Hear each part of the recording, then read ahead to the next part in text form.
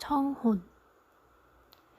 처음으로 함께 보내는 성탄절 기간에 두 사람은 커스틴의 어머니를 다시 보기 위해 인버네스로 간다.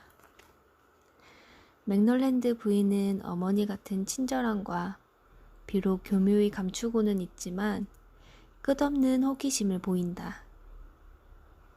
식사 후 싱크대 옆에서나 세인트 앤드루 성당의 유적 주위를 산책할 때 그녀의 질문들은 겉으론 무심하지만 라비는 착각하지 않는다. 그는 면접을 치르는 중이다.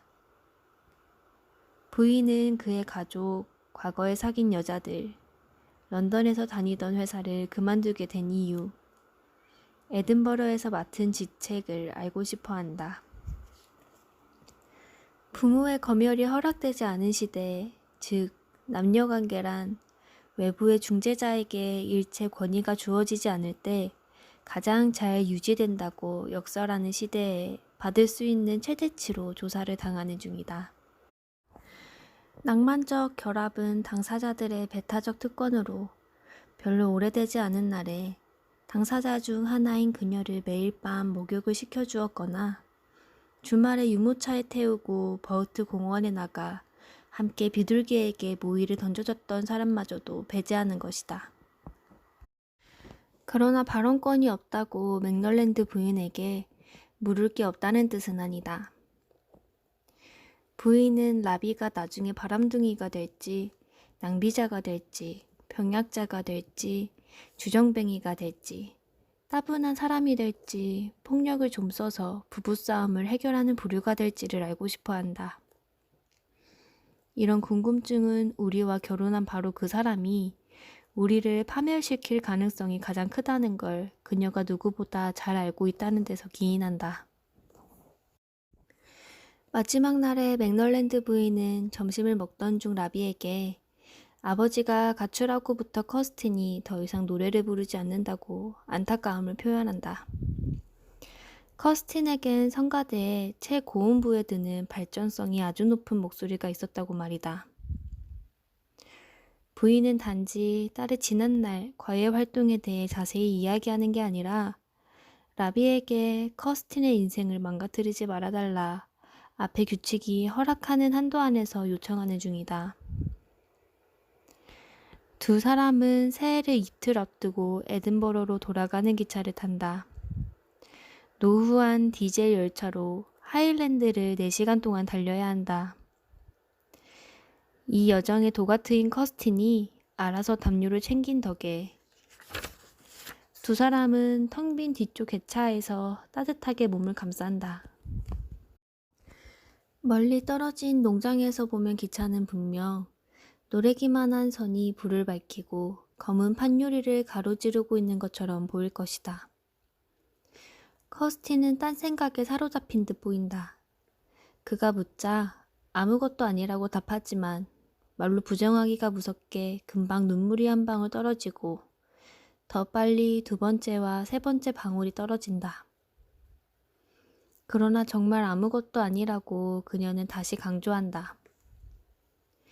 그녀는 자신이 바보 같다, 한심하다, 그를 당황스럽게 할 생각은 아니며 남자들은 다 이런 경우를 싫어하니 습관적으로 이러진 않을 것이다.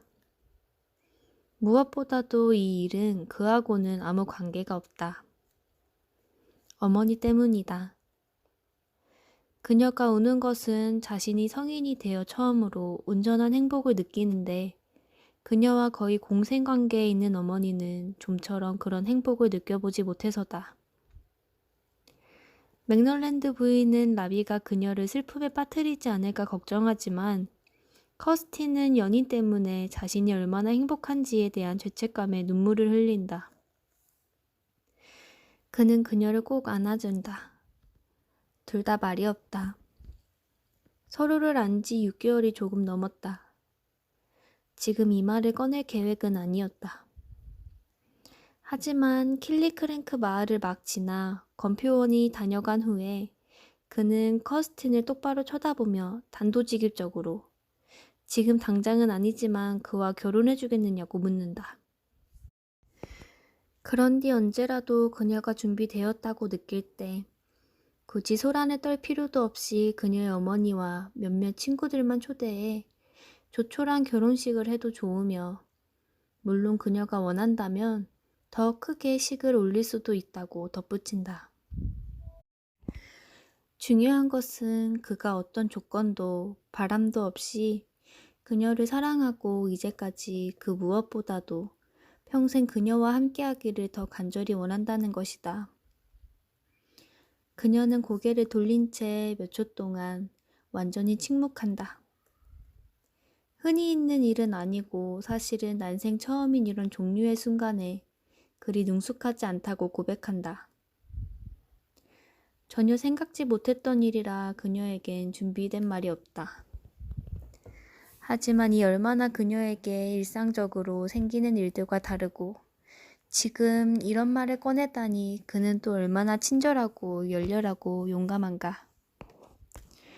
그녀가 냉소적이고 이런 일에는 관심이 없다고 스스로 굳게 믿는다 하여도 그가 자신의 바람을 정확히 이해하고 그녀가 얼마나 괴물 같은 사람인지를 알아차렸다면 그녀로서는 진심으로 대단히 두렵지만 감사한 마음으로 다음과 같이 말을 하지 않을 이유가 없다. 네, 물론이에요. 누군가 라비가 그녀에게 왜 청혼했는지 그 자신도 알지 못할 거라는 뜻을 비친다 해도 그 안다는 것이 회의적이거나 꼬치꼬치 캐묻는 제3자와 교감할 수 있는 이성적이고 일관된 일련의 동기들에 배제되는 맥락이라면 라비에게 신뢰가 되지 않는다. 그에겐 이론적 근거 대신에 감정이 충분한 느낌들이 있다. 그는 그녀의 시원한 이마와 윗입술이 항상 아랫입술보다 살짝 튀어나와 있는 모습에 그녀와 절대 헤어지고 싶지 않다는 느낌이 든다. 그녀를 그의 쥐나 그의 두더지라고 부르고 싶게끔 하는 엉큼하고 약간 놀라서 기민하게 반응하는 분위기에 그녀가 사랑스럽다는 느낌이 든다.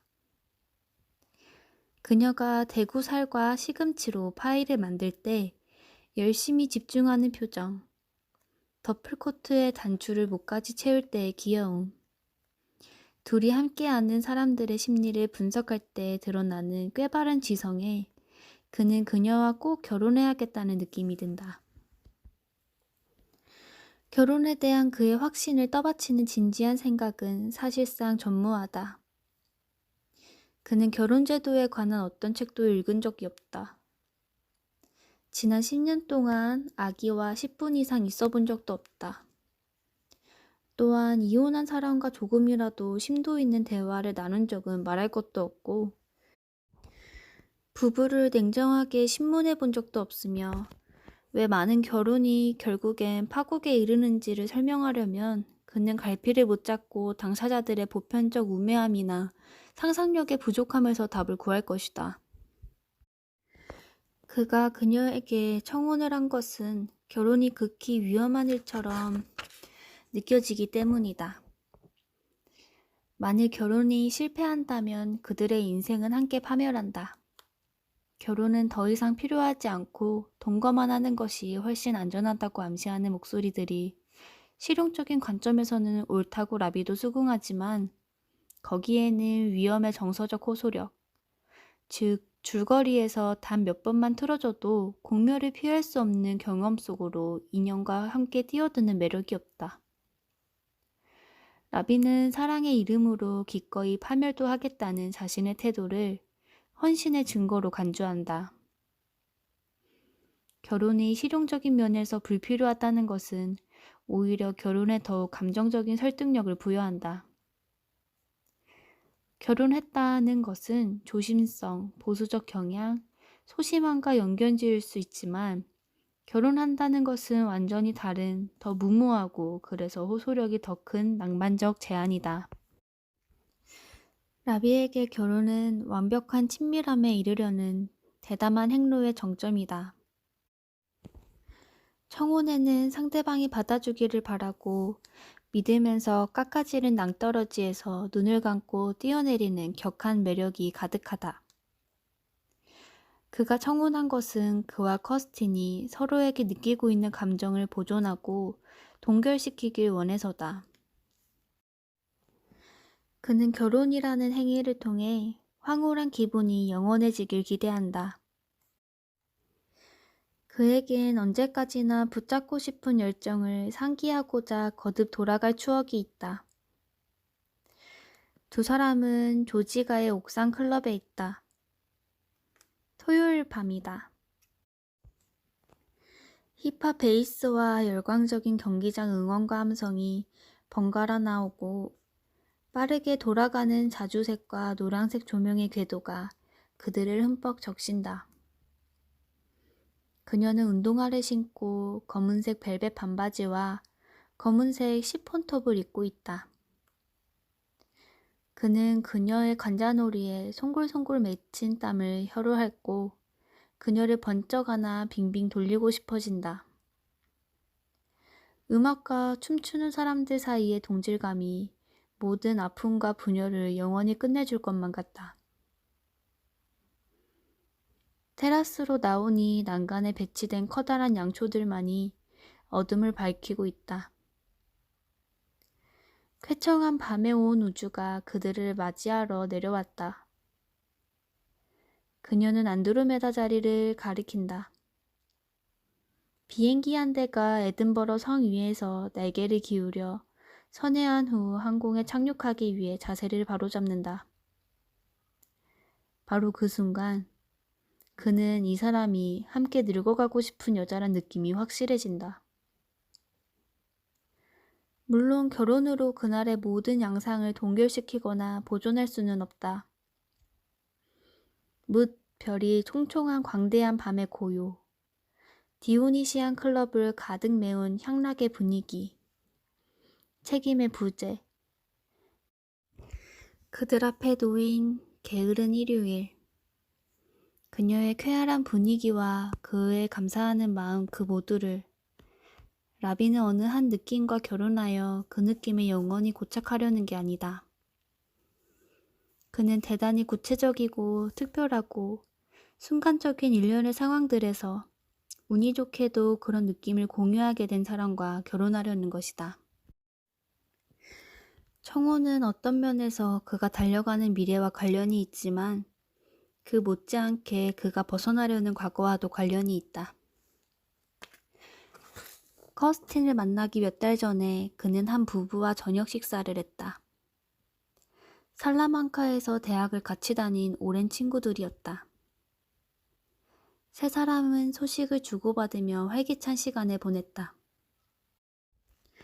식사를 마친 후 빅토리아가의 레스토랑을 떠날 때 마르타가 후안의 카멜색 코트 깃을 매만져주고 진홍색 목도리를 정성스럽게 목에 둘러주었다. 그 동작이 너무나 자연스럽고 다정해서 라비는 마치 배를 한 방 맞은 듯 그의 존재와 운명에 철저히 무관심한 이 세계에서 자신이 얼마나 외로운지 절감하는 부수 효과를 맛보았다. 혼자서는 삶을 유지할 수 없다는 걸 그때 깨달았다. 산만한 파티를 끝내고 혼자 걸어오는 귀갓길, 다른 사람과 말 한마디 섞지 않고 흘러가는 일요일, 아이들 때문에 녹초가 되어 대화를 나눌 기운조차 없는 부부들 뒤를 따라다니는 휴가, 누구의 가슴에도 중요한 자리를 차지하지 못했다는 쓸쓸한 깨달음은 이제 족하다. 그는 커스틴을 깊이 사랑하지만 그 못지않게 홀로 살아가야 한다는 생각이 싫기도 하다. 그는 자신이 함께 살기 괜찮은 사람이라 믿기 때문에 자신 있고 확실하게 청혼하지만 이는 오랫동안 혼자 살아온 정황이 만들어낸 또 하나의 교묘한 결과다. 독신 생활에는 자신이 얼마나 정상적인지에 관해 그릇된 자아상을 지어내는 습관이 있다. 라비는 내적 혼란을 느낄 때 강박적으로 정리정돈을 하고 일로 불안을 물리치려고 하고 걱정스러운 일이 있을 때 자신의 생각을 딱 부러지게 표현하지 못하고 즐겨 입는 티셔츠를 찾지 못하면 분노가 치밀어 오른다. 방을 어지럽히거나 빨리 와서 식사하라고 재촉하거나 텔레비전 리모컨을 닦는 그의 습관을 꼬집어 잔소리를 하거나 무엇 때문에 짜증이 났는지 물어보는 건 고사하고 곁에서 그를 지켜보기만이라도 하는 사람이 없다면 이런 기벽은 모두 깔끔히 가려진다. 목격자가 없을 때 그는 올바른 짝을 만난다면 자신에게는 함께하기에 특별한 문제가 전혀 없을 거라는 관대한 착각에 빠질 수 있다. 커스티는 10대에 불행했다고 타인과 원만한 관계를 형성하지 못할 것 같다고 한동안 자해를 했다고 라비에게 고백한다. 그녀는 피가 날 때까지 팔을 핥히었고 그 행위에서 유일한 위안을 발견했다고 말한다. 라비는 그녀의 고백에 가슴이 뭉클하지만 거기서 끝나지 않는다. 그는 그녀의 상처 때문에 그녀에게 확실히 빠져든다. 그가 그녀를 적합한 결혼 상대자 후보로 식별하는 건 어려서부터 만사여의하게 살아온 사람들의 본능적으로 의심하기 때문이다.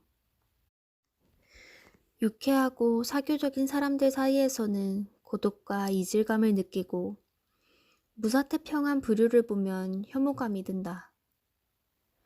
과거에 그는 데이트했던 몇몇 여자들을 따분하다고 묘사했다. 다른 사람들 같으면 조금 더 관대하고 정확하게 마음이 건강하다라는 꼬리표를 붙였을 텐데 말이다. 라비는 트라우마를 성장과 깊이에 이르는 주요 통로로 보고 자신의 슬픔이 파트너의 성격 안에서 공명할 수 있기를 바란다. 그래서 처음에는 커스틴이 가끔 움츠러들어 속내를 읽을 수 없는 상태가 되거나 말다툼을 한 후에 극도로 냉담하고 방어적으로 보이는 경향이 있어도 라비는 별로 개의치 않는다. 라비는 허둥허둥 그녀를 돕고 싶다는 생각을 하지만 도움이 그것을 가장 필요로 하는 사람에게 전하기에 얼마나 까다로운 선물인지는 알지 못한다. 그는 그녀의 상처 입은 면을 아주 빤하고 감상적인 방향으로 해석한다. 자신이 유용한 역할을 할 수 있는 기회라고. 그는 관계에 대한 생각이 너무 오랫동안 그의 마음을 잠식하는 소모적인 상태를 깨기 위해 그녀에게 청혼을 한다. 아무 소득 없는 17년치 멜로 드라마와 흥분으로 그는 녹초가 되고 말았다. 이제 32살이고 또 다른 기회를 가만히 기다릴 수도 없다. 커스틴에게 무한한 사랑을 느끼면서도 동시에 결혼이 그의 삶에 주로 고통을 안겨주는 사랑의 지배를 확실히 끝내줄지도 모른다고 기대하는 건 라비가 냉소적이거나 무정해서가 아니다.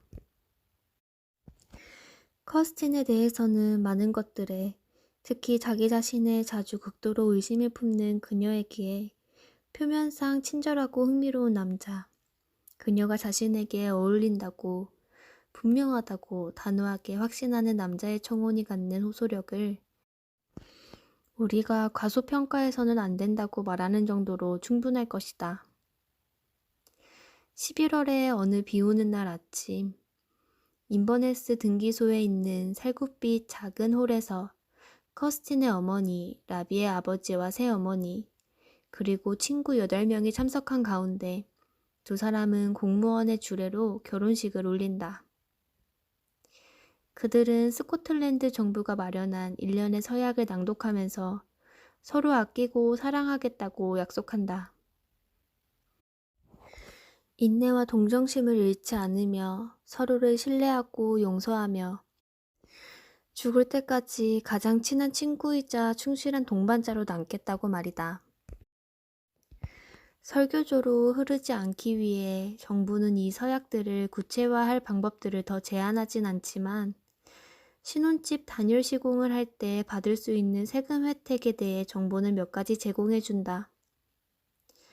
예식이 끝난 후 하객들은 근처 레스토랑에 가서 점심을 먹고 그날 저녁 늦게 신랑과 신부는 파리 생제르맹 근처 작은 호텔에 편히 몸을 누인다.